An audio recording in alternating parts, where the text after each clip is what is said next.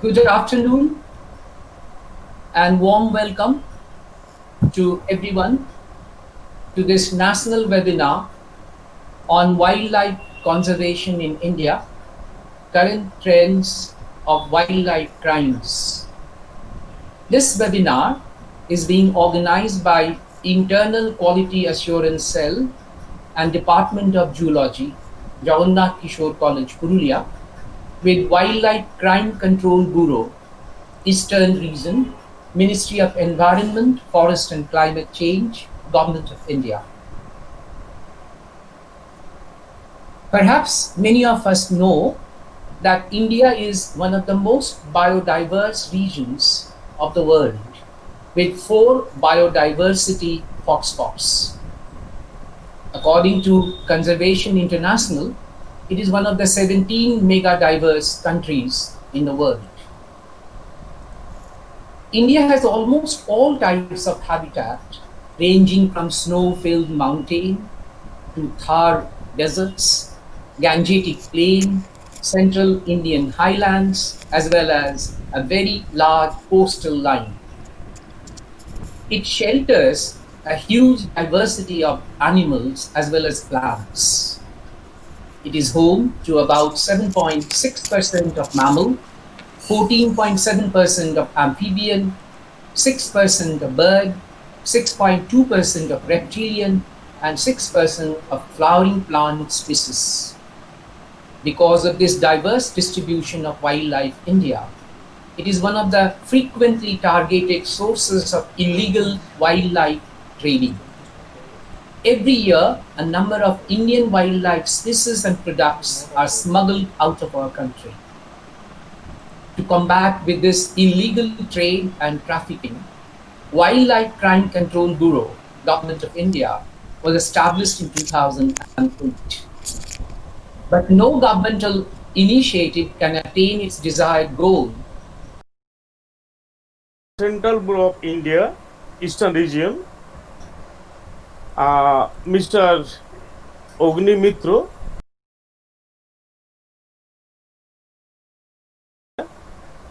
actually it is end of Dolma range.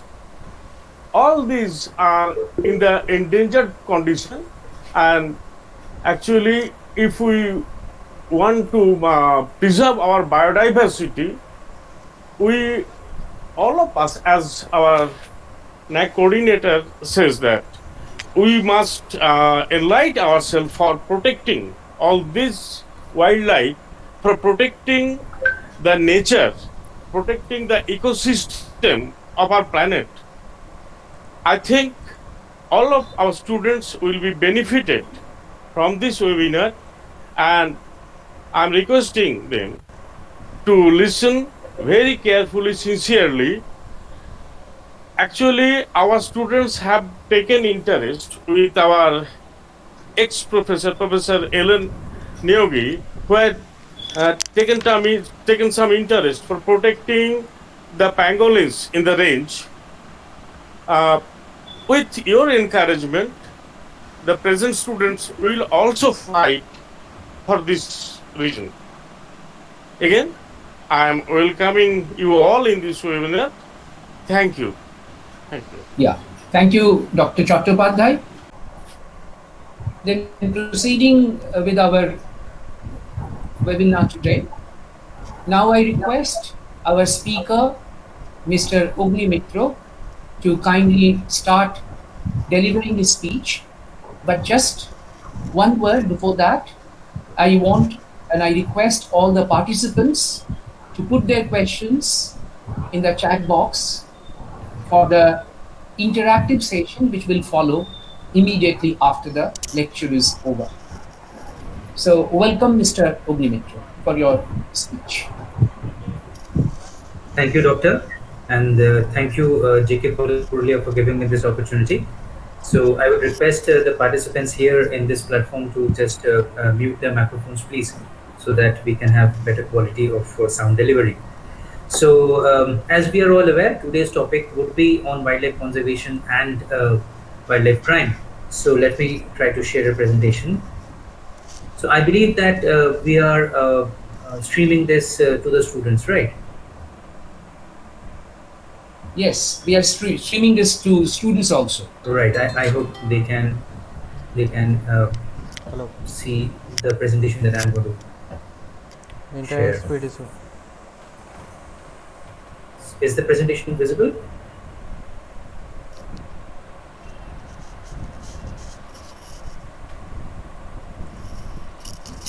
Yes, sir. It is visible.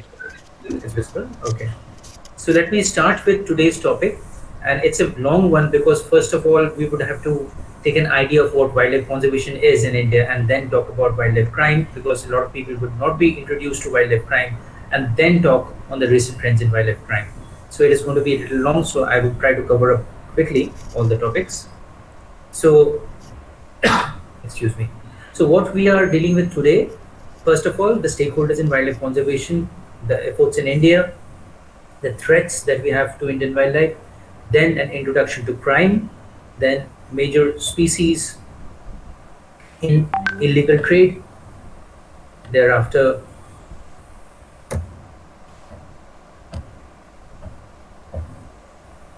thereafter a little bit on the wildlife crime issues in Bengal and especially South Bengal, activities of Wildlife Crime Control Bureau, then recent trends in wildlife crime, which would follow up with the effect of COVID-19 on wildlife crime, which is one of the recent trends.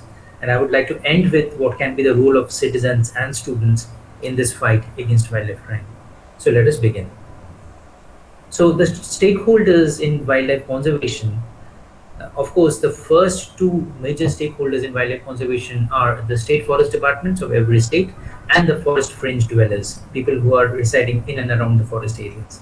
So these two entities are the most primary stakeholders. They're sometimes antagonistic, sometimes they are working together. And it is basically the outcome of these two entities that we are having good or bad wildlife conservation in the field. Beyond that, we do have a tourism sector, especially where wildlife tourism is possible, like the big tiger reserves or the hilly areas where we have a big tourism inflow. And sometimes the effects are good, sometimes the effects are not so good of the tourism sector because there is this thing of disturbance. The other thing is also some kind of monitoring and some kind of fund inflow for the locals, which would interest them in conservation. So it works both Yes, ways, sir. tourism in wildlife conservation. So we do have central government agencies beyond that, like the National Tiger Conservation Authority, like the Wildlife Crime Control Bureau, other wings of Ministry of Environment and Forest, Government of India, who through their policies, through the fundings, they influence wildlife conservation, and they are in turn being guided by the research being carried out by researchers who are giving the policy inputs for such uh, works. And of course, the most negative factor here is the poachers or the timber mafia, a part of whom are from the local inhabitants, and some of whom are from outside, some of whom are from the local inhabitants. And of course, that's the most negative influence that we have on the wildlife conservation.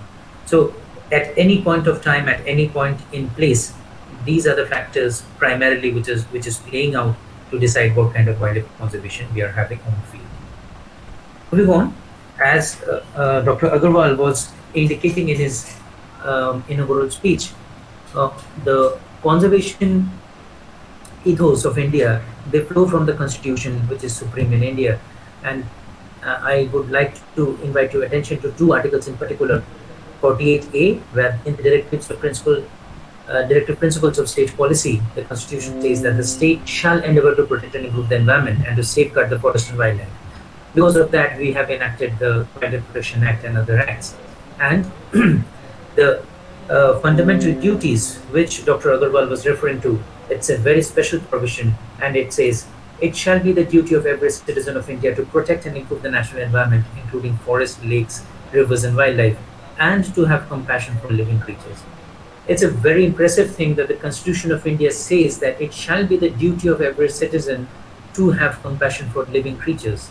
It's a very special provision, something very dear to my heart, and I'm proud to have this in my Constitution.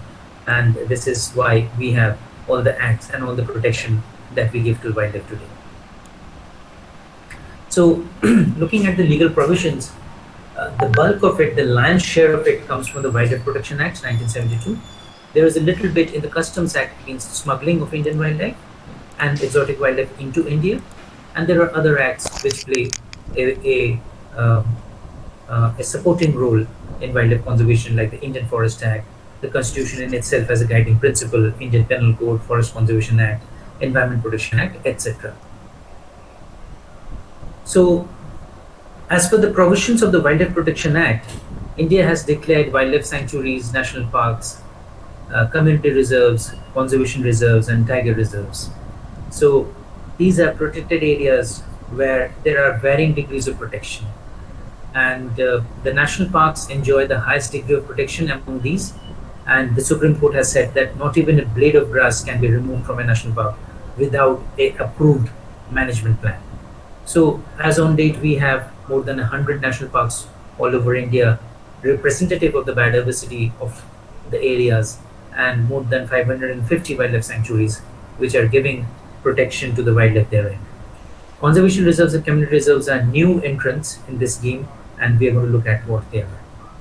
So, coming to West Bengal, we have 6 national parks and 15 wildlife sanctuaries and 2 tiger reserves, and most of them are in North Bengal and the Sundarban area in the South Bengal.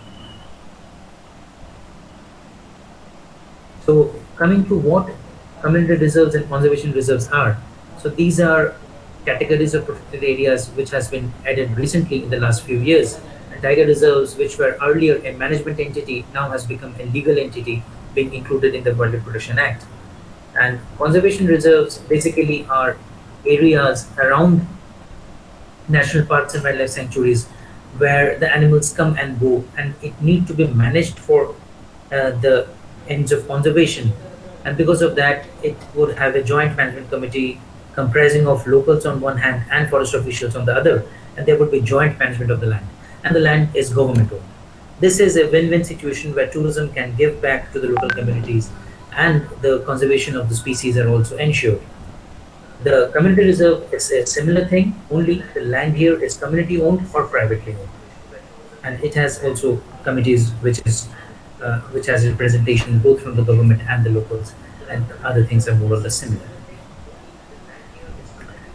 The other thing that I want to point out about wildlife conservation in India is that the famous national parks and the tiger reserves are heavily dependent upon so-called ecotourism.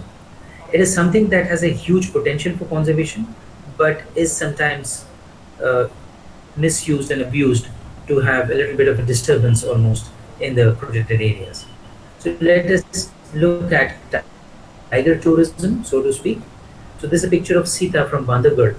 She was a very famous tigress, and in the late 80s, early 90s, which were the heydays of tiger tourism, where tourists from all over the world were flocking to India and specifically to Bandhavgarh to get glimpses of wild tigers. Sita was the main tigress, the dominant tigress in the tourism zone, and she was a very beautiful tigress, was quite confident in presence of humans and vehicles and elephants, and that is why she was very frequently seen. She was an excellent mother and raised many litters, and Sita have been photographed and was on the cover of more than 17 magazines worldwide, was reported in more than 200 magazines in different languages worldwide, and also made it to the cover of the National Geographic with this photo by the famous National Geographic photographer Michael Nichols.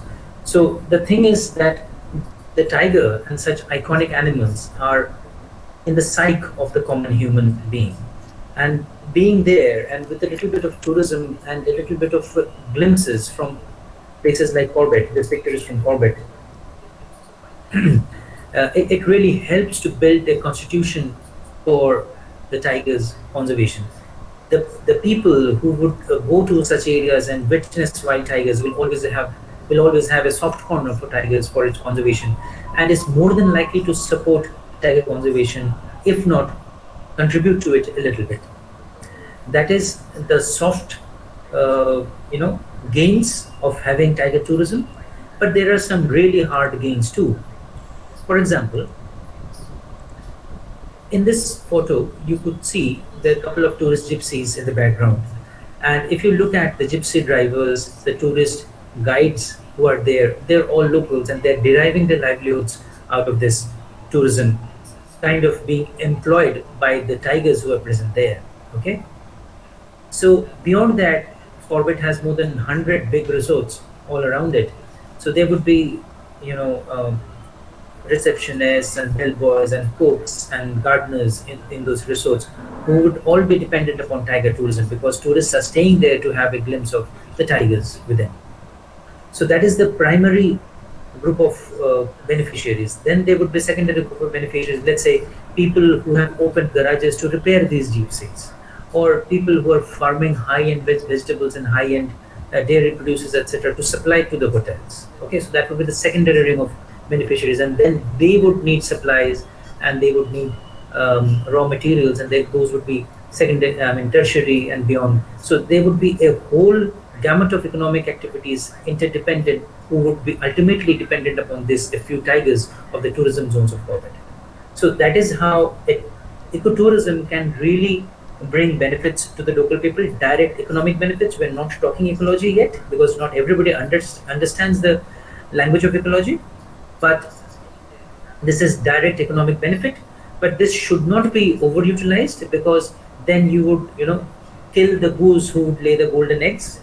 And that is why tourism, till the time it is controlled and the gains are limited and distributed to the local people, is an asset, is a boon. But beyond that, unregulated tourism will destroy the very habitat and the very wildlife which is going to, which it showcases.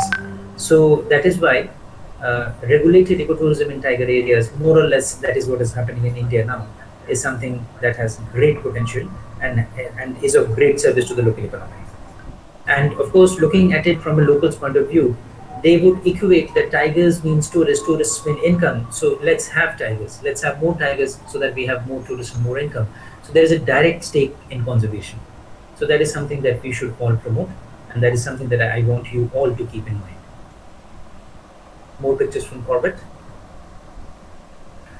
Now, coming to conservation challenges that we face in India, about 150, 200 years back, almost all of India was forested, but then, of course, there is very rapid increase of global population in the last 2 centuries.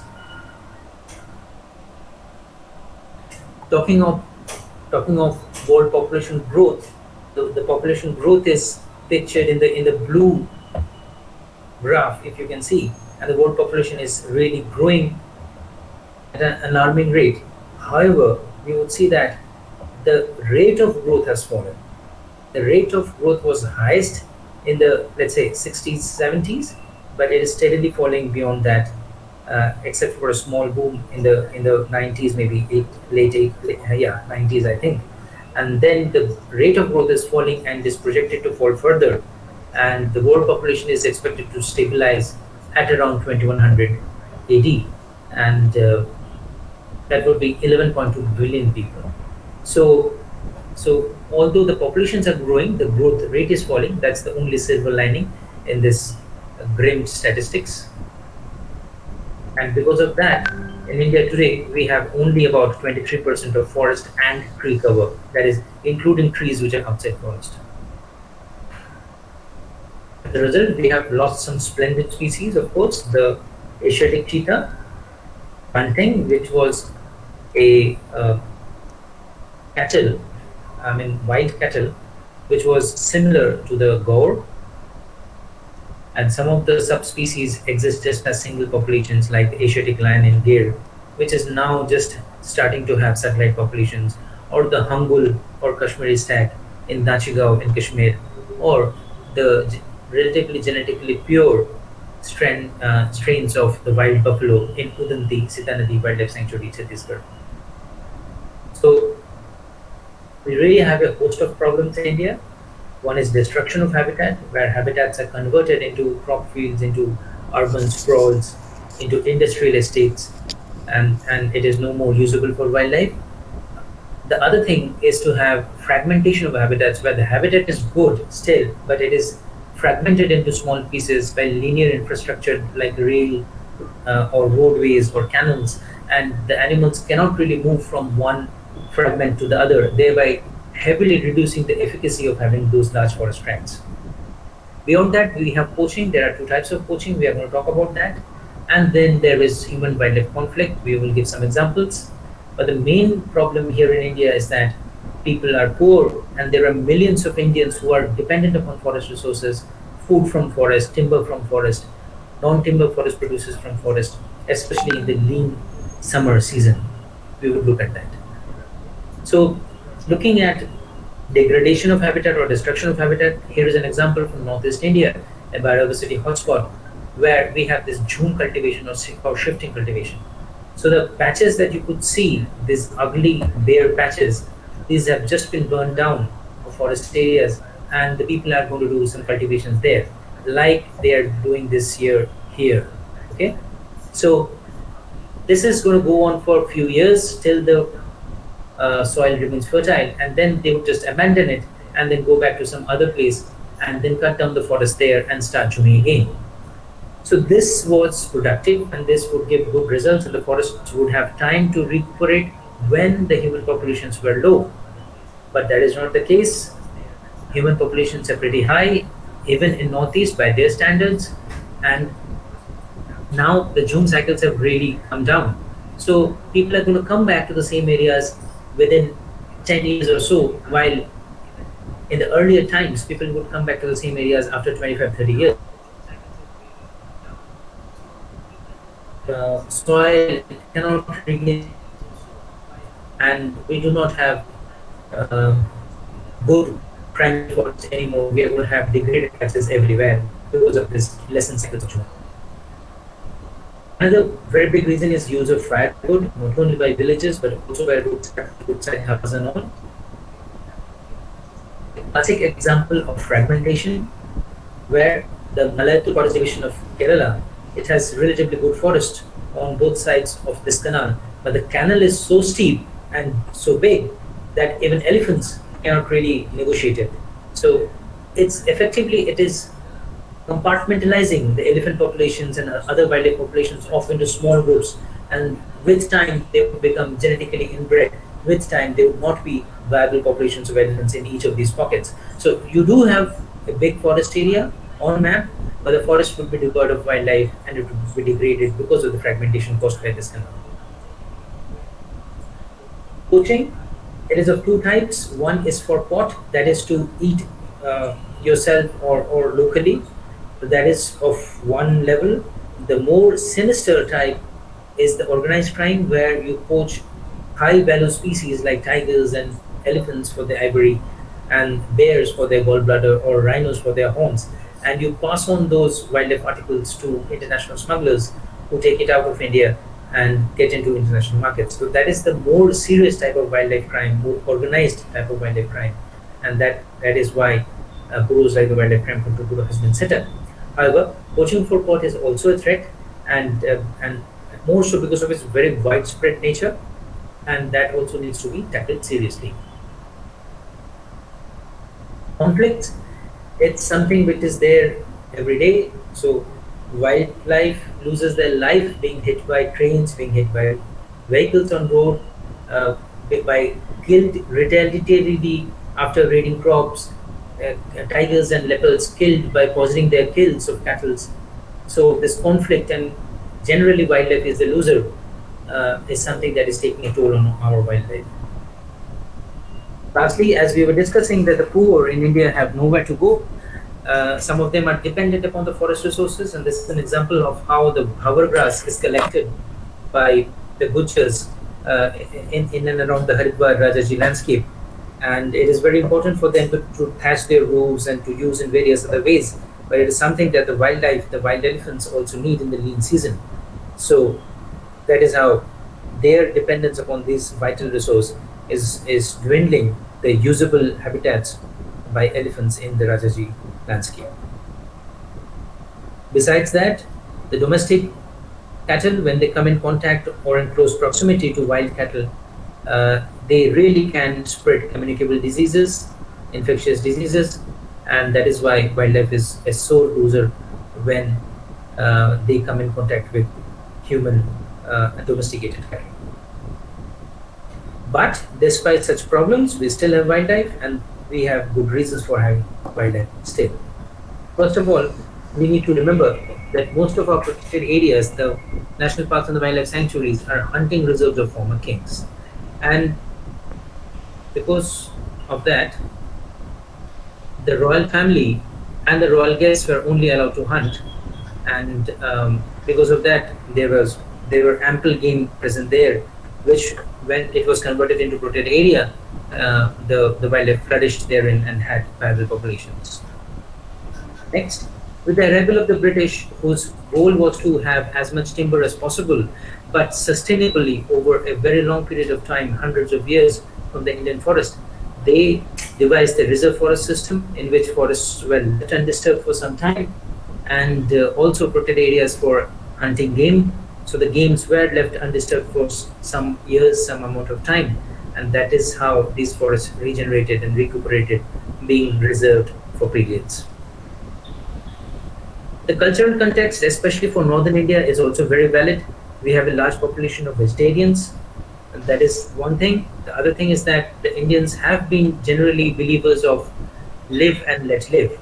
So, unlike many other Asian and African countries of similar economic situation, Indians have allowed wildlife to coexist, allowed other life forms to coexist with persons, with humans, and that is why we still have high densities of wildlife than is likely, because we have 2% of the world's geographic area, but is harboring 16% or above of the world population and 16 to 17% of the world's cattle population. So that's immense pressure on India's wildlife, but still we do have wildlife, and often in close proximity to people. The other thing that I want to mention is that India is very good at wildlife science. We do have dedicated conservationists and wildlife researchers who are giving the government excellent data and excellent policy inputs, so that the field conservation practices are very sound, scientifically robust, and that is why we are having tremendous success in most places, like Project Tiger, which has brought the tiger back from the brink of extinction, and now to almost 3,000 tigers today. With that background in wildlife conservation, let us look at wildlife crime. So it's a demand-driven crime, which means that there is a demand for the wildlife articles, and that is why we would have poaching, etc. Can I request other participants to please mute their microphone so that we have better sound quality? Right. So it's a demand-driven crime, and we have mostly for Indian wildlife articles, we have the demand outside of India, and that is why we need a chain of custody, that is smuggling basically. So it's a organized crime. Let's take poaching of rhinos in Kaziranga, Assam as an example. So the rhino, for it to be poached, there would be firstly local guides who would scout the area, who would find out which rhinos are where the forest chowkis are, and what is the most appropriate place to kill the rhino with one shot, because you just get one shot, thereafter foresters would be on your toes. So we have the local guides who would scout it and determine this is the best place and time to have the rhino killed. Then the poachers would come in, who are sure shots, and then after the animal is killed and the horn is taken off, then there would be a series of carriers, and some would carry it from Kaziranga to, let's say, Dimapur town. Then the next person would take over and would carry it from Dimapur town to Myanmar border, and then a Myanmarese national would take it up from Myanmar border and take it across Myanmar to get it into maybe the Chinese territory. We would look at where the wildlife articles goes in a short while. So this is a chain of custody. So one person giving to the second person, to the third person, fourth person, etc. And this chain of custody makes it really difficult to crack the case in its entirety and to get at the heads of the operations, the person who are controlling all the operations, because they are never on field. You would only catch the carrier who would know that I have bought this from this phone number and I'm supposed to deliver it to this phone number, and beyond that he would know very, very less. So he's not told because of the risk involved. So that being the situation, it's very difficult to really find out who are the financiers who are generally not on field, if they're city based, and also who are the consumers. In Indian wildlife's case, that is mostly international. Excuse me. So, along with illegal logging, illegal wildlife trade, which is often associated, is almost the third most important illegal trade in the world in terms of valuation. And for India, the situation is even more critical. That is why, I mean, this schematic diagram would help you to understand why. So there are a couple of factors which contribute to India being wildlife crime prone or wildlife smuggling prone. And the first factor is our location, the geopolitics of our location. Unfortunately, we are situated with neighbors who have had a long history and tradition of use of wildlife articles. Be it China with its traditional Chinese medicine system, which uses all parts of many species as different cures for different ailments, or Southeast Asian countries like Vietnam or Thailand, where the cuisine includes things like snake wine and tiger wine with parts of tigers and snakes, or be it Japan, who, although it's a very small island nation, is the world's largest consumer of ivory, elephant ivory, or Middle East, where the rhino horns are used for their supposed medicinal properties. India is surrounded by neighbors who have a traditional history and present record of using wildlife in different ways. So that is why Indian species are at a risk for being poached, their articles being smuggled out of India into these countries to fulfill the demands. Secondly, India is one of the 12, now I think the figure is 17, as Dr. Agarwal spoke, of the mega biodiversity countries in the world. And that is because we have so many different habitats, from the Himalayas to the islands. To the islands, we do have different types of habitats which has different sets of animals, and each taxa, be it mammals, where the tigers and the rhinos are poached for their parts, or be it the reptiles, where star tortoises are taken out of the habitat to fuel the pet trade, or be it the bird-winged butterfly, which is coveted by the collectors for its rarity and its beauty. India has species which are coveted worldwide. So that is why, because of this sheer diversity, we have a lot of incidences of poaching and animals and insects and plants being captured for different end uses. Coming to eastern region of India, this is even more critical a situation, and that is because of a few factors.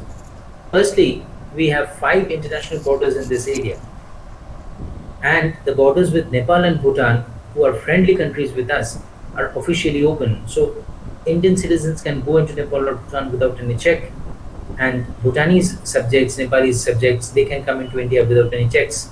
And if there is some smuggling, be it wildlife, be it gold or fake currency, etc., without specific information, you can never really nab anybody, because there is no mechanism to check either from Bhutan side or from India side or Nepal side.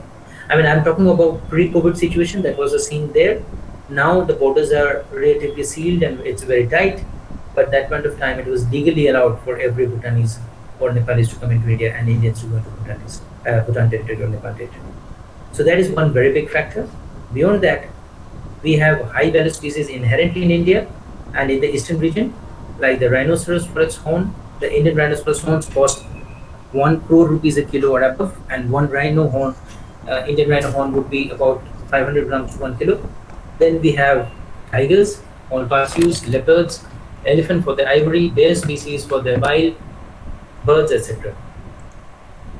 We have already talked about not 3, actually 5 international borders.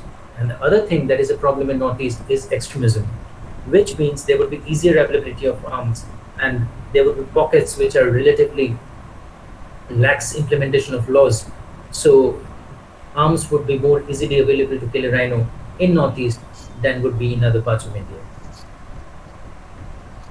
So all these things put together, if you map the seizures that has happened in India in the last few years, you would see that North Bengal and Northeast emerge as the wildlife crime capital of India with lots of seizures happening in Siliguri, in and around Siliguri. And I mean, seizures happening elsewhere, but people have said that they were taking it to Siliguri and from which it was destined to get out of India. So, be it tigers being poached in central India, be it star tortoises being caught in Karnataka, or be it leopards poached at Uttarakhand, many a times it is passing through Siliguri, through North Bengal. Even marine products from Andaman and Nicobar or Rameshwaram are finding their way into northeast, into uh, into Siliguri and those areas, and that is why uh, you know there need to be more vigilant and more actions in these places selectively than perhaps the rest of India.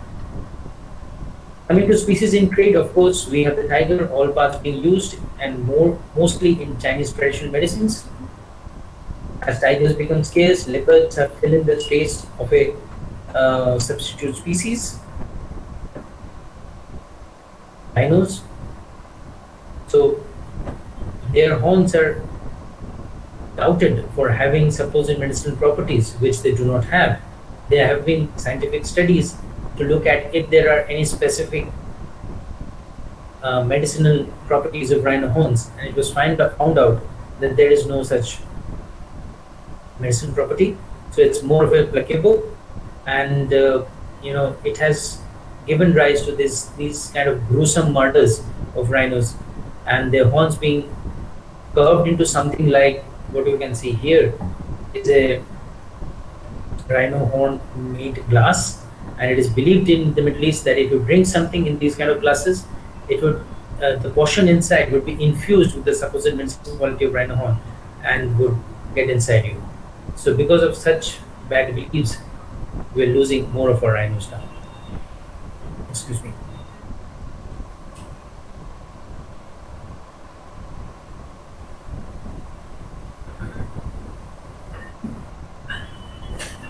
Coming to elephant ivory, it is used to make various kind of ornaments and figurines, and there is some demand even for Indian golden goddesses. So the demand is not exactly entirely outside of India, but also within India there are certain communities who favor these.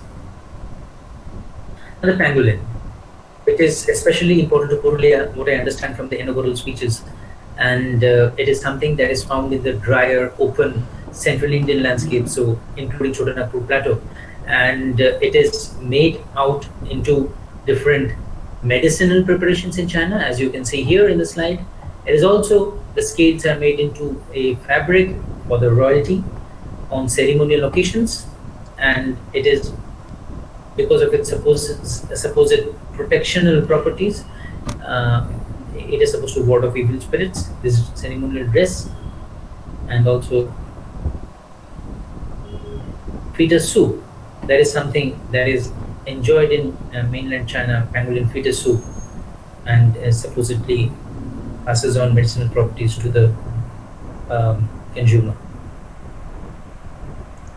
Musk pods from male musk deers, it's something used in the perfumery and the cosmetic industry as a value particle, so banned. Red sandals, it is banned for export, but because of very high demand in Japan and China, etc., have been seized in almost all kinds of forms and in all states, although being found in only one state, in India. A recent trend is the snake venom jars. These are jars, mostly glass jars, and they contain a white crystalline solid in most cases. In some other cases, some other cola colored liquid, etc., have also been found. And it's a mystery still that where they were coming from and where they are going. I mean, we still have some information that it is definitely coming in from Bangladesh, but where it is going and what is the end purpose, we have not been able to find out. So all we know that it is not really being used inside India, and all that we know is that there is nothing called this Red Dragon Company, which is written on some of the jars. Neither, in West Bengal or in France, it is written as made in France, but probably it is from Thailand, because sometimes a catalog is caught which has Thai instructions. So probably they are I mean, people from Thailand is behind this and trying to mislead the uh, investigators. Cookie gecko. It is something that has also come up in the last 7-8 years, and it has now been included in the Schedule 4. So it's a gecko or a lizard which has beautiful variations, and it has certainly become very hot in trade. And the last few years we have had many seasons of tokyo geckos, which are uh, indicative of the very high demand that we're experiencing now. Bear bile is something which is sold in roti, as it is said, that is 10 grams, as like gold. So it is also something of a of a very expensive type, an expensive commodity in the illegal market. It being bile, so a secretion of the liver would have some medicine property, definitely anyway, but it is not something which is really necessary, or is infused with something which has uh, very rare properties and not found anywhere else. You put your water outside, you may have some alternatives in microorganisms, and there are of course established allopathic medicines which would have the same effect as the bear biles in these bear gallbladders. Coming to turtles and tortoises, there are two types of trade therein. On the left hand side of your screen, you would see turtles and tortoises, mostly tortoises, which are used in the pet industry, and in the right side you would see uh, turtles which are used for consumption. So on the left side, you see 5 species here, which are very common with the international pet market, especially the Indian star tortoise. Indian star tortoise is accounts alone for more than 10% of all reptile trade, and it's a very hardy species, beautiful species, low in maintenance, so it is coveted as a pet. Beyond that, the Chinese feng shui, it's kind of the Indian equivalent is Vastu system. So the Chinese feng shui recommends keeping turtles and tortoises at home to bring good luck. So that is also a reason that our turtles tortoises are being smuggled out of India. The common flap shell and the gangetic soft shell in your right hand side are species which are quite commonly found, but are consumed uh, um, despite their protection in the Wildlife Protection Act. Deer species like the sambar and the cheetal, they are killed for trophies, for pelt, for meat, for antlers, and birds. Unlike other products, the demand is mostly within India for birds, and as I said, different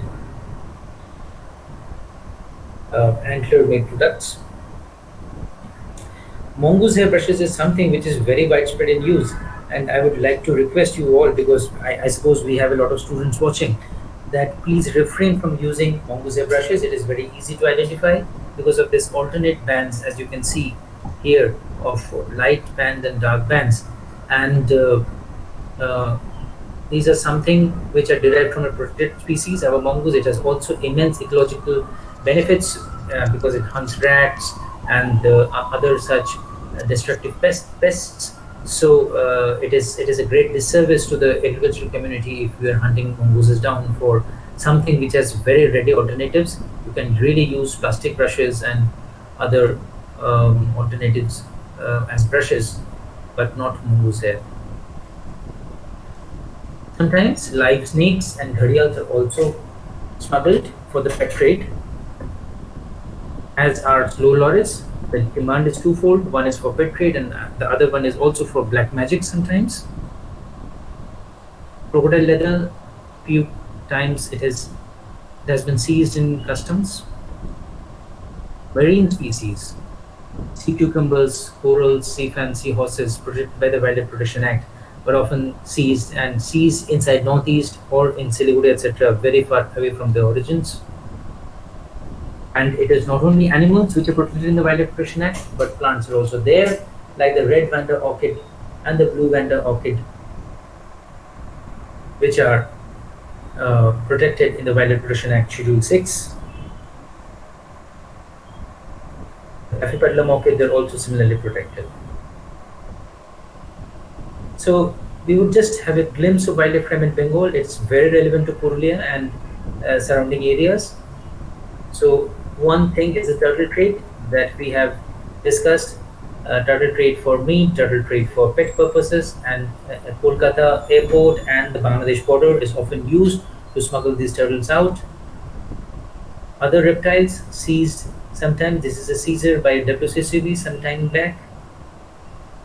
We have a lot of migratory species in our wetlands in the winters, mostly ducks, and some of the ducks are hunted. All of them are protected. The fairs which we have during Makar Sankranti, during the rainy season like Rother Mela, etc.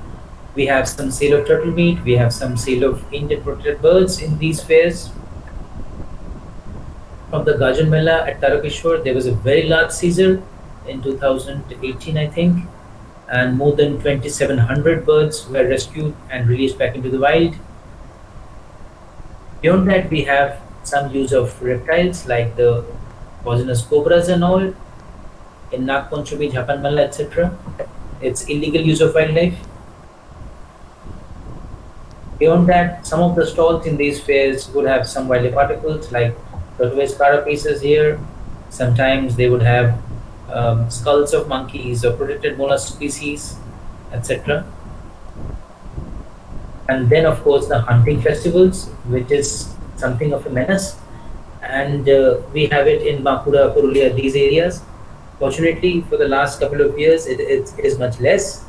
And especially after the tiger, which was killed in Jhargram, a PIL was filed in the High Court, and because of the directions of the High Court, all the departments have taken it really seriously, and we have less and less hunting in the last couple of years. This year, of course, because trains were not running and trucks, etc., was not running, it was bang in the middle of the pandemic at that point of time, so there was very little hunting this year. Forest Department was able to contain it for the most part. So that is something which we are slowly evolving out of, the hunting festivals. Some species like the fishing cat, which is the state animal for West Bengal, are also killed because it raids poultry, because it raids fishes in beheries. And that is a glimpse of the wildlife crime that we have in South Bengal. Coming to WCCB, the Wildlife Crime Control Bureau, it is a body set up from the Wildlife Protection Act. And some of the activities, we did a seizure of lion cubs and langurs, a live lion cub, in June 2018. Some of the highlights here. We do a lot of intelligence collection and some joint operations like this, in which 32,000 plus mongoose hairbrushes were seized. Then live parakeets seized from Bardhaman and follow up with those 2,700 species, 2,700 parakeets. Snake venom jars, 1,800 turtles rescued and seized along with the truck that you see in the background. Beyond that, we also do a lot of sensitization programs with border guarding agencies like the BSF or the SSB, and also with public like the PRIs, the Panchayati Raj Institute members, especially around forest areas. We do come up with pamphlets. So this was on wildlife crime in North Bengal. It is a bilingual pamphlet in Bengali and English. And those are the activities that we do. So coming into recent trends, this is from a report from the UN Office of Drugs and Crime, UNODC, and you would look at the total number of worldwide seizures, and you would see that post 2015, there has been a huge jump in the number of wildlife seizures. Mind you, this may be not only an increase in wildlife crime, but also be a function of increased detection. And looking at what has changed, so looking at from 2009 to 2013 data, this pie chart on the left hand side of your screen, you would have rhinos occupying 5.5% and pangolins 4% of the seizures, but that has changed in 2014 to 18, and the rhinos share have shot up to 11.8% and pangolins 13.9%. That's a very steep increase, and the pangolin currently is certainly the most trafficked mammal on earth. Coming to reptile species, as we have said, that Indian tortoises especially are coveted worldwide as pets, and India alone constitutes 13.3% of all reptile seizures as a source country. Okay, and in that figure you have 38.3% unknown, and if you remove the unknown, then India would account for a staggering 21.5% of all the reptile seizures in the world as a source country. Coming up to what species are being smuggled out, so turtles and tortoises make up for almost half the seizures, while snake make up little more than 1/4, and lizards and crocodiles, etc. And the top 10 species being smuggled, the Indian star tortoise and the yellow spotted river turtle, both from India and found in India, ranks 1 and 2 respectively. And the Indian star tortoise alone, being a relatively rare species in the rare parts of India, accounts for 21.3% of all the seizures. Coming to pangolins, it's a very alarming picture. As you can see, till 2014, there was about 139,000 pangolins being poached and being smuggled, pangolin equivalents. Thankfully for us, most of it is out of Africa, very few from Asia, and still very few from India. But beyond 2014, that figure has really shot up, and now it is more than 10 times of the figures of 2014 in a short span of 5 years. So the projected figure for 2018 in this report was 141.9, and I believe it is somewhere near that.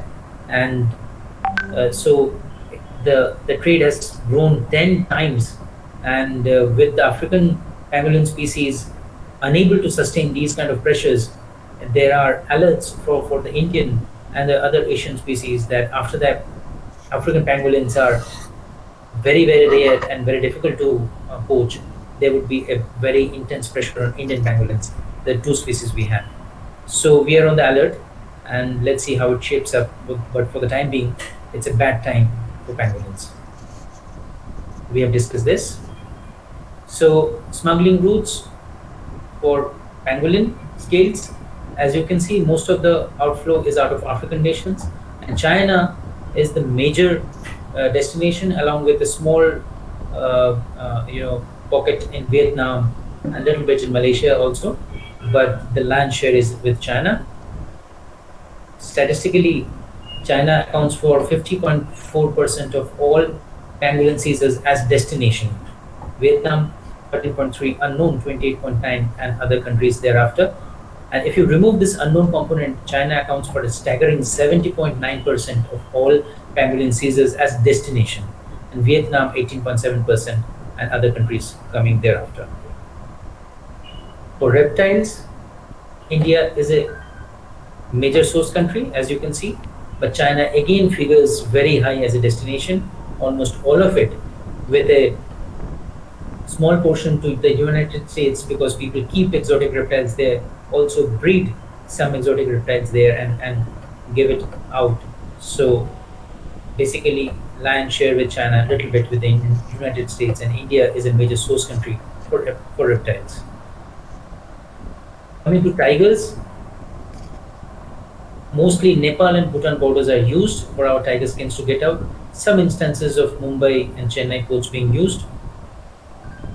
And looking at big cat seizures globally, Thailand accounts for a huge 66.9%, and India at 9.3% for all the big cat seizures as source countries. But that's a skewed data, because just one case in Thailand, the temple tiger case, it accounted for 207 tigers, live equivalents. And if you remove that one outlier case, then the figure is very alarming for India, and which says that 24.4% of all the big cat bones and body parts, they are coming out of India, with Indonesia coming at 15% and Thailand coming at 2.9%.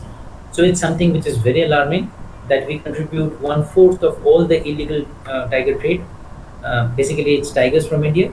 Although, of course, we have 70% of the tiger population, but still, that's a high percentage of contribution from it for a single country, and that is something that we need to improve upon.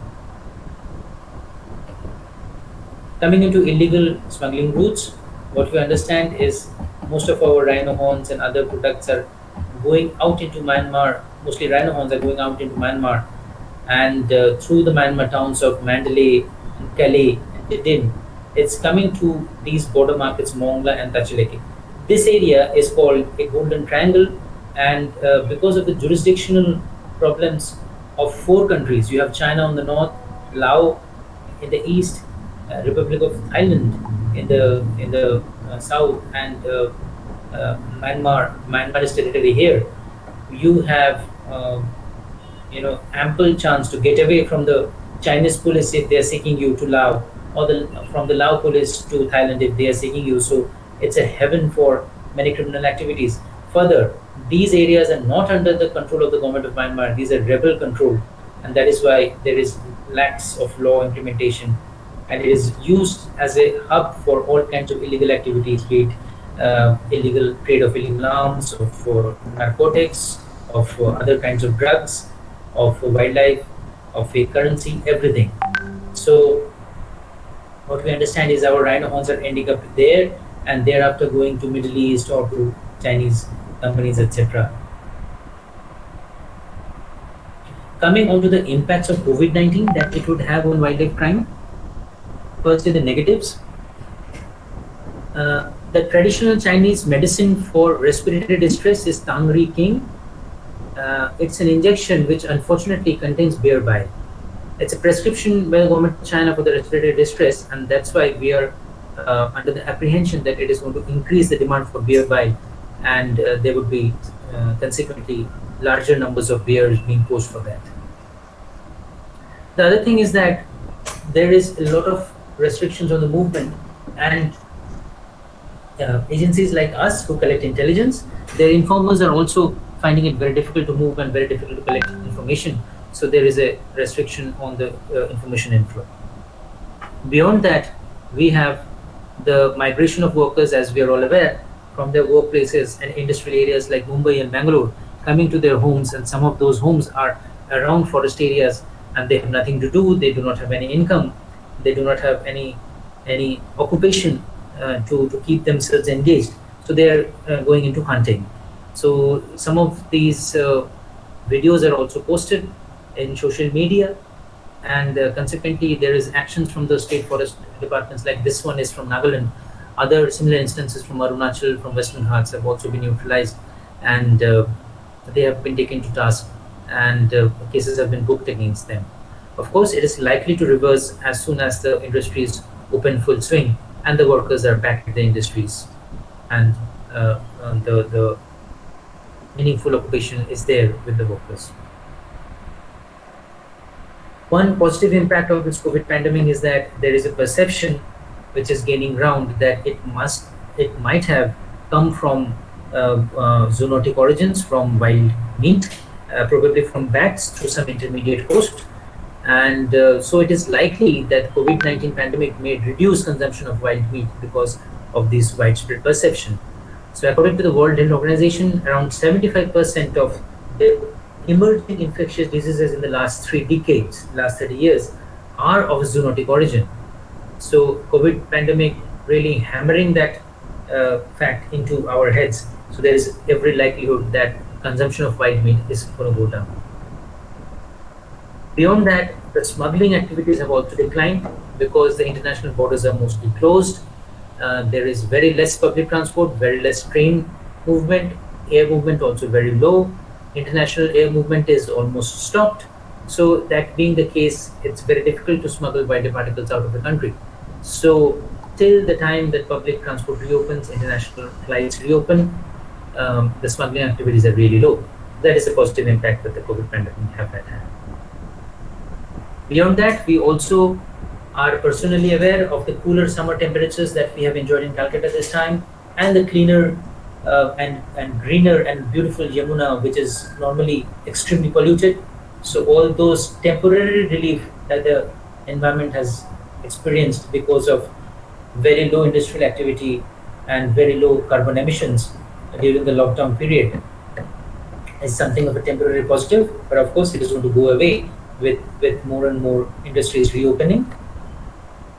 And I also want to say something here that we all have become more used to a digital lifestyle, and we have gotten used to doing meetings and doing works being confined to our homes. It is something that is very green, that is very low carbon footprint.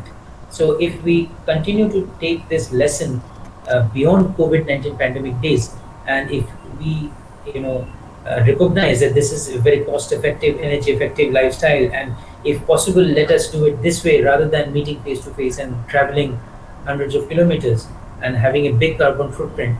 I think it will be a great service to the environment and would be a great service to ourselves. A little bit of exotics. It's not really something that students would appreciate this point of time. Let's skip it.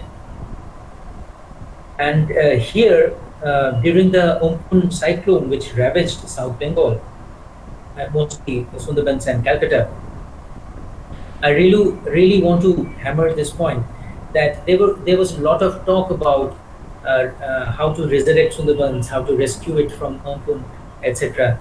It is something which is, not very well conceived. We need to keep in mind that we do not need to rescue nature from nature. Okay, so Sundarbans have survived many a cyclone, many a devastating cyclone without requiring human help. It is perfectly capable of doing so. It is not a garden. If it is, some trees are felled and there's some disruption that humans need to go and set it up, because in nature everything has a purpose. Felled trees would mean food to the detritivores. The space would mean a lot of resources for the seedlings to go quickly up to the canopy. So it is something that will take care of itself. It does not need rescuing. That is one point. The other more vital point that we all need to understand is that nature and wildlife conservation programs are not for nature and wildlife. It is for human beings to survive themselves. Let me elaborate a little bit. Let's say today we stop all wildlife conservation program and nature conservation programs. Okay, we start indiscriminately pulling out fossil fuel, burning it. We start cutting down all the trees. We start polluting the rivers and the seas, and we live like this for a few decades, maybe 100 years, 150 years. What is going to happen is that we are going to go extinct after 200, 250, 300 years because of extreme weather events, because of many devastating cyclones and floods and forest fires and uninhabitable temperatures on the earth surface. So we are going to cause our own extinction in 300 years. Of course, we are going to take down another few hundred or few thousand species to extinction along with us. But once we are extinct, there will also be thousands of species who would be left behind. And gradually, with the earth healing, with the effects of human disruptions going away, these species who would still be alive would then go into evolutionary processes as is normal. And in 100,000 years, 200,000 years, they will be again very diverse and balanced ecosystems. So nature does not need rescuing. Nature would be perfectly capable of healing itself after we have caused all the disruption that we can. So when we are trying to conserve, and preserve nature by our conservation programs, what we're trying to do is to prolong our own existence, nothing else. So we should never have this audacity to say that we're conserving nature. What we're trying to do is actually prolong our survival and make the earth habitable for a longer time than it would be if we indiscriminately use natural resources. So that is something that we should all keep in mind and have that humility to discuss it this way when we do. Beyond that, in the concluding note, I would like to say that all students and all citizens have a role, and just to conserve, to survive ourselves, as I've just said. So conserve everything that you can in your everyday life. Conserve water, conserve electricity, conserve all resources that you can, and not only yourself, also talk to your neighbors, your parents, your friends, so that they also do the same. Also, you should avoid all kinds of products and organisms taken out of forest, because that contributes to forest degradation and habitat degradation, as we have discussed. And as we have discussed ecotourism, and we have discussed how it is an incentive for local people to conserve. So when you can do participate in tourism in forest areas, in wildlife areas, so that people have more and more incentive, and you can always participate in programs of big NGOs like WWF or small local NGOs who would, take you to maybe animal census happening somewhere, bird watching activities and camping, etc., where you can really understand nature from close quarters and feel the need to protect it. And of course, you can report any crime that you have come across to the authorities, the forest authorities, police authorities, to Wildlife Crime Control Bureau. And it would be of a great help if you have any contact who are staying near the railway stations or bus stands or borders, interstate borders, inter-district borders, international borders. And as I said, there is a series of carriers, one would give it to the second, and the second would give it to the third person. And generally, these change of hands would occur in areas like the railway stations and bus stands. So if you know a person who is there, maybe working in a restaurant in a bus stand or working as a hawker somewhere, you can just ask them to keep their ears and eyes open. If they come across any information, if they see any suspicious activity, they can report it to you. You can report it to the authorities, and maybe the smuggling can be busted. Beyond that, if you are in the forest areas, look at traps. If it is there, please remove those. Many, even tigers and leopards, die out of snares. If you have wandering tribes, the Jajabur tribes settling somewhere on nearby forest areas, in their tents, etc., be careful, try to monitor them, try to inform the forest and police departments. They are often into petty wildlife crime, some of them are into serious wildlife crime, and these are the kind of traps that you could see in a forest. Bamboo traps from northeastern areas. Also, you can look out for other people like traditional medicinal practitioners, Ojha, who would often have wildlife products. You can look at antique dealers who would have trophies. You can look at leather businessmen who would sometimes have illegal pelts. Ornamental fish dealers, that is aquarium fish dealers, who would have sometimes the turtles and tortoises as pets.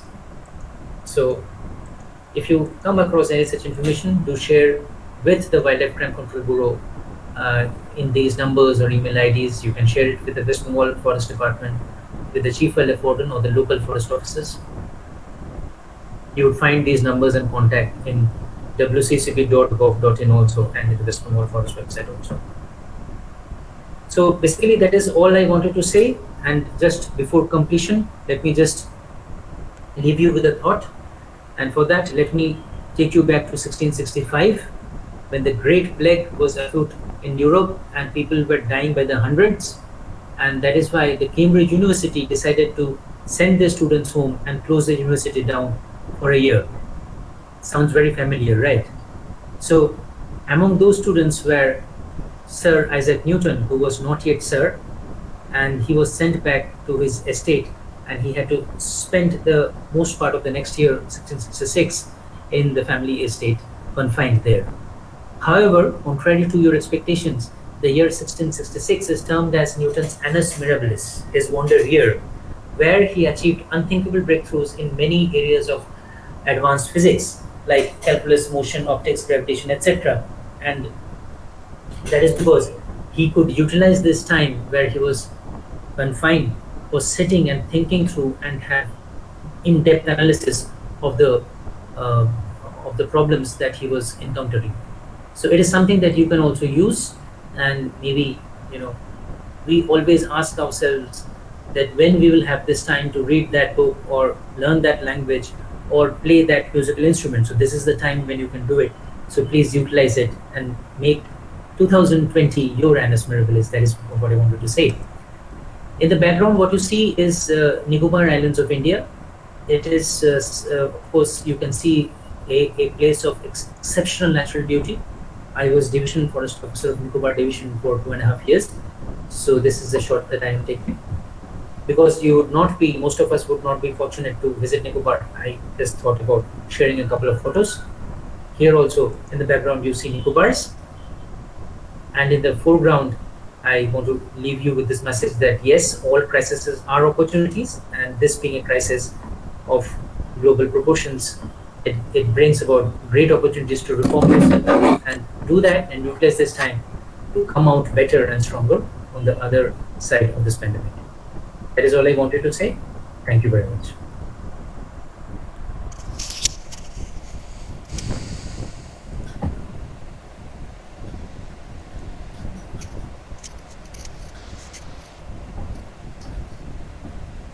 Thank you, Mr. Agni Mitra.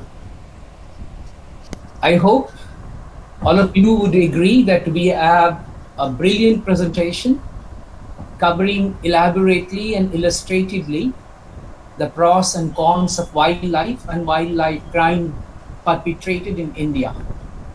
Mr. Mitra has covered the topic embracing all possible angles: geography, history, economics, myths and superstitions, psychology, socio-cultural aspects, poverty, human greed, and scientific facts. We are given also pre-COVID and post-COVID scenario. We are supplied with some alarming data, and yet I think that it's really a wake-up call for all of us, because we have a tendency to generally attend such seminars and webinars and just think that, okay, it is an academic issue. So we do not really take it on us to do something. But I feel that, well, it is we, the common people, who can really bring about a change. Very wisely, Mr. Mitra suggested that if we do not preserve wildlife and nature, it is only for we are going to harm ourselves. So ultimately, it is for our own better and prolonged healthy life that we need to do something or the other. Thank you once again. As the coordinator, IQAC, JK College, Purulia, I once again thank you, Mr. Agni Mitra, for presenting a brilliant analysis of the topic. Now I request Mr. Shiv Shankar Bhattacharya to start conducting the interactive session and try to help Mr. Mitra to answer questions if the participants have any. So over to Mr. Shiv Shankar Bhattacharya. Thank you, sir, for your informative and educative speech. There are some few questions from our participants. Some of are as follows. Question number 1. What is Biodiversity Action Plan? What is Biodiversity Action Plan? So it is something that the Ministry of Environment and Forest and Climate Change is preparing in lieu of the Biodiversity Act. So it is something that you would have to find out in the ministry's website. I mean, from the Wildlife Crime Control Bureau, we do not have much involvement with that. So you can look at the ministry's website, moefcc.gov.in, for more information on what is Biodiversity Action Plan. Second question is, how can we alter people's impression of items made from wildlife? Are they deeply buried? Right. So as I have said in parts of my presentation, that rhino horns and tiger body parts, etc., there have been scientific studies on whether there are actual benefits, medical properties of those wildlife articles, and none has been found. So if we can really talk science to people and tell them that these are more like belief systems than medicinal systems, these do not have any real medicinal effects and medicinal values, then hopefully with time, with more educated populations coming in, educated generations coming in, we can change the perceptions of people. Next question is, why Project Lion is not get a success story in comparison to Tiger Project? Asked by Dr. Sorry? No, sorry, please continue. Why Project Lion is not get a success story in comparison to Project Tiger, asked by Dr. Kumaresh Vera. Project Lion, if you say so, Project Lion is a fantastic success story. I mean, the lions were down to less than 20 in the Nawab of Junagadh's private hunting reserve, which is now Gir National Park. So from 14 lions, today we have, I think, around 700 lions. So that's a huge jump.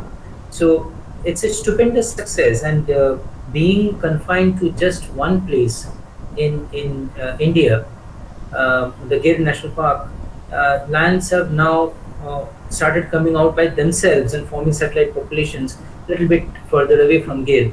So it is something which is a tremendous success. Lion conservation is very successful in India. Tiger conservation is also successful, but the tigers' initial presence was all over India and beyond.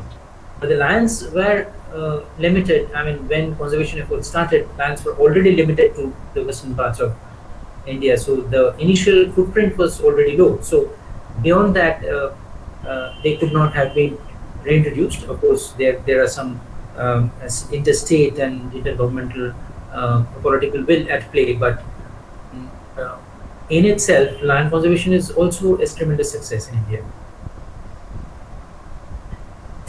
Next question is, what are the modern techniques we should use to control the wildlife crime? Asked by Soma Bordhan. There are many techniques and technologies which can be used um, to detect wildlife crime and prevent it. Some of it is GIS, which is used for planning and looking at vulnerable areas where poaching can happen, where can the poachers enter the national parks and all that. That is used. Then we can have radio collaring of important animals. We can have radio tagging of a certain percentage of the animals to look at that. We can have sniffer dogs, which is not exactly technology, but something which is very useful for detecting crimes, for solving crimes, and also for preventing people from entering protected areas. Then we do have some, photography technology. Like there's something called the electronic eye, which are functional in Kaziranga and some other places, which can cover up to 70 square kilometer per camera. It's mounted on a tall pole, which is 45 meters, and it can work 24/7 and move around to detect movements of humans and wildlife. Then we have drones. Drones can be flown across inaccessible areas through valleys and rivers and all that, and you can look at if there is any human presence, if there is any camp for poachers, you can detect that from drones. You can also detect where we have tigers or other wild populations, so that you would know that these areas should be protected on a priority basis. So on and so forth. There are many applications of modern technology, radio collaring, GIS technology, drones and aerial cameras and such things, which can be used to protect the wildlife. Beyond that, the other thing is regarding intelligence collection, interception of cyber chat, interception of phones, and then analysis of that phone data, etc., is something also which is there. There are softwares by Interpol, by other policing agencies, which can be used to intercept the poachers and their networks and to disrupt them and to arrest them with the wildlife article. So all these technologies are in play, which are helping protect the wildlife of our country. Next question is, does tourism affect the crimes like skin marketing? Asked by Saurabh Dandapal. Please come again. I did not hear it there correctly. Does ecotourism Yeah. affect the crimes like skin marketing? Asked by Saurabh Dandapal. Like team marketing. Skin marketing. Skin Spelling? marketing. Skin. Skin. Chama.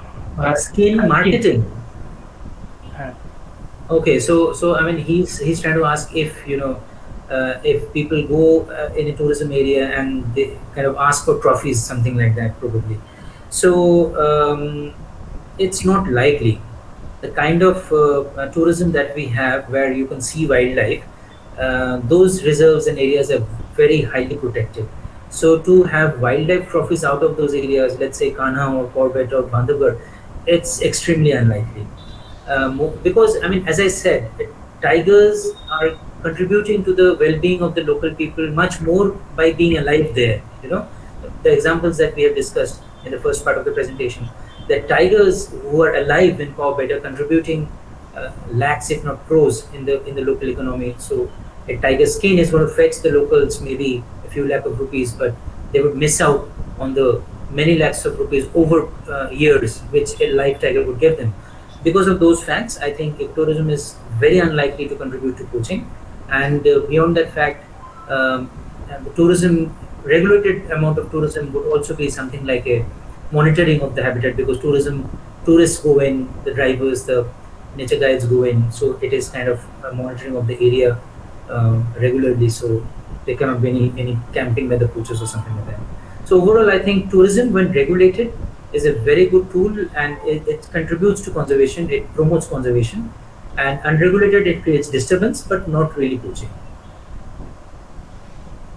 Next question is, what is the main function of NTCA? NTCA, okay. So National Tiger Conservation Authority, which was earlier called Project Tiger, it was set up to protect and promote the tiger conservation, and it is one of the most successful conservation projects in the world. Tiger hunting was banned in India in 1969. The Project Tiger was set up in 1972, I think, 1st April. And from the initial 9 tiger reserves, nowadays we have 50. And tigers have gone up from about 1,800 tigers, then maybe even lower, to more than 3,000 tigers now, despite Indian human populations going through the roof and the cattle population going through the roof. We have 2% of the world's geographical area, but 17% of the world's population and 17% of the world's cattle population. But we have managed to double our tigers, and that is because of Project Tiger and now NTCA. So the National Tiger Conservation Authority, it determines the field practices, what is going to be done, how the tigers are going to be conserved, what kind of habitat management the tiger reserve would do. It provides funds to the tiger reserves, it provides the technical inputs, it provides the technological inputs, it goes for periodic monitoring in tiger reserves, looking at whether the tiger population is increasing or decreasing, whether the deer populations, etc., are increasing or decreasing, and how is the patrolling regime, etc. So overall, it controls the tiger conservation program in India, and till now it has been a stupendous success. Next question is, does lockdown in pandemic days help some extent to increase wildlife population? Asked by Saurabh Damle. Yeah, so we have talked about the effects of lockdown. So on one hand, organized poaching is down because international borders are closed, public transport is not functioning. So the organized poaching of tiger body parts and rhino body parts, etc., are down. So those species are being spared for the most part. But the local poaching, because to just provide protein to the families just for hunting, because there is no income to the migrant workers, because they have nothing to do sitting at home. So that has increased to some extent. So from WCCB, we had given a countrywide alert, which went to all the states, and they had taken actions to prevent that. And it is a temporary thing with the migrant workers going back to the industrial areas, and these ill effects would be would go away. So that is the effect that the pandemic has had on poaching. Okay. Next question is, most of the time darkness remains beneath the lantern. How much it is justified? Asked by Obis. It's a very cryptic question, as I must say.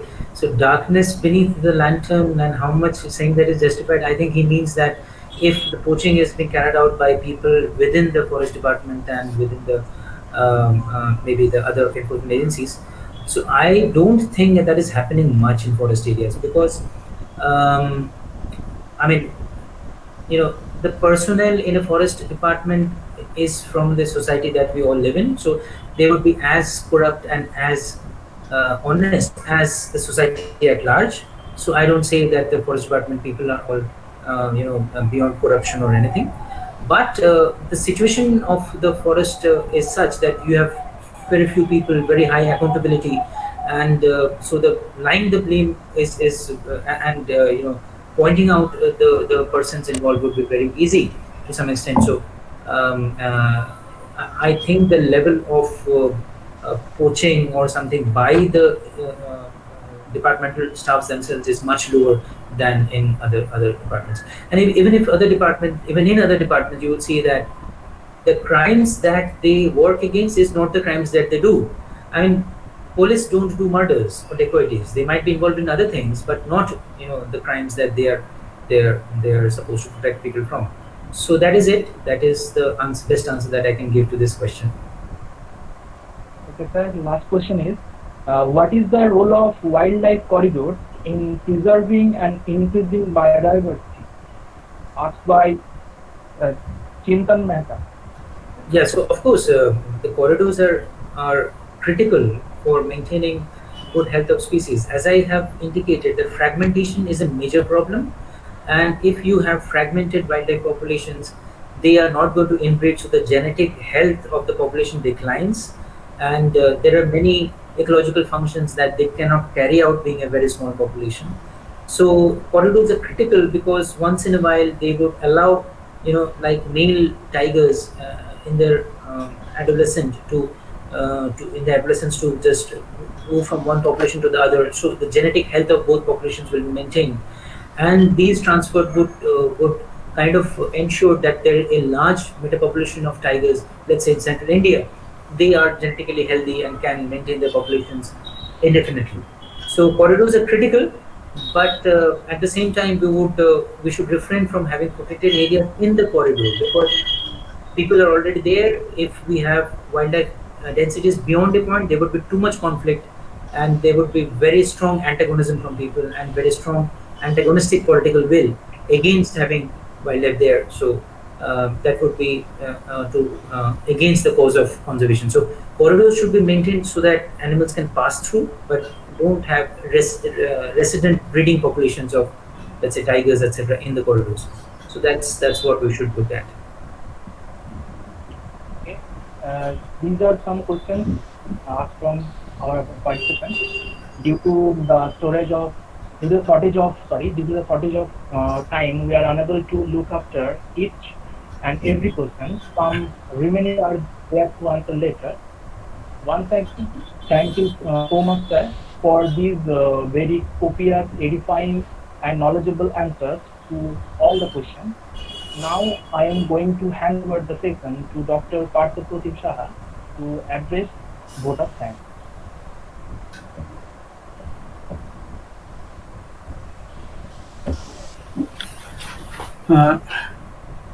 Thank you. Thank you, Shankar. Very good afternoon, everyone. It's a very fascinating and engaging 1 hour, and followed by a very good interactive session. Please consider me for more 5 minutes. It's for the team behind this scene. First of all, I would like to thank Mr. O.P. Mitra. Thank you, sir, for sharing your valuable time with us, and of course for the wonderful lecture that will be an alarming call to wake up for us to wake up and stand against the biodiversity destruction. And thank you, sir, once again. I would like to also thank our principal, sir, Dr. Shantanu Chattopadhyay. He always encouraged us to arrange such academic session. Thank you, sir, again. Then I would like